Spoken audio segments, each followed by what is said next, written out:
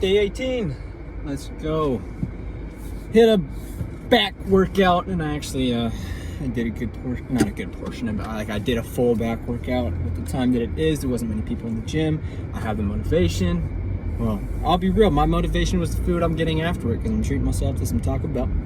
Anyways, I have not decided what I want to talk about today in my video here. But we've been going over review in class. Let's give you some light so you can see me. I'm also wearing the same shirt that I wore in the last video because I had to check which day it was. But we've been going over some review. And the things that are confusing to me is still our pH levels and how our body is controlling those pH levels, or what exactly it's doing to keep those pH levels at a spot the body can maintain and continue going at a good rate and at its average rate.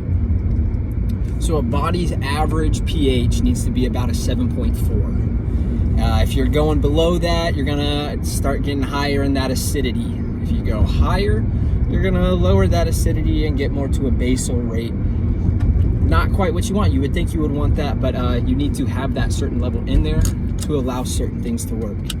And so one of the main things that happens with our bodies, and it's something that we do every day that I had no idea, obviously I had an idea, is breathing.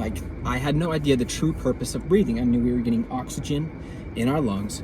Oxygen was going through our blood to our body. There's blood all in your body. I didn't know its true purpose until this class, really. It's not something that you think about super often. And so that our respiration is we're bringing in that O2, and what our body is getting rid of when we're exhaling is that CO2.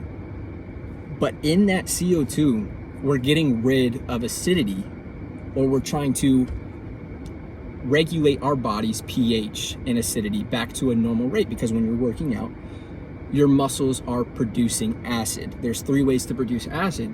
You produce it through CO2 or a form of it. We'll just stick with that. That's a form of acid. Also through lactate plus hydrogen, or ATPase. I'm already at Taco Bell, so I'm gonna pull over so no one gets behind me. And so what's happening in that is when your heart rate starts to go up, the reason that you're starting to breathe heavier is you need to bring in more oxygen so that as it's going to the body, as it's going through the blood, it can get into those muscles. And then your muscles are giving off that CO2 and that hydrogen. And that hydrogen is actually what is causing the oxygen to be able to get to the muscles, because there's an exchange. That hydrogen that is produced from muscles and the CO2 that's coming off, hydrogen latches onto that hemoglobin, kind of lowers the pressure on the hemoglobin, the saturation rate, and that oxygen then goes out. And then you have hydrogen just floating around in the blood. And through a process of other things, it's going to be picked up by CO2 and H2O. Well, CO2 and H2O then combine to make carbonic acid. That carbonic acid is then going to be what picks up that hydrogen on the red blood cell. And then it's going to break back apart. Well, I butchered it a little bit. Carbonic acid then adds that hydrogen to make bicarb, or whatever. I obviously do not know that enough to be able to explain it.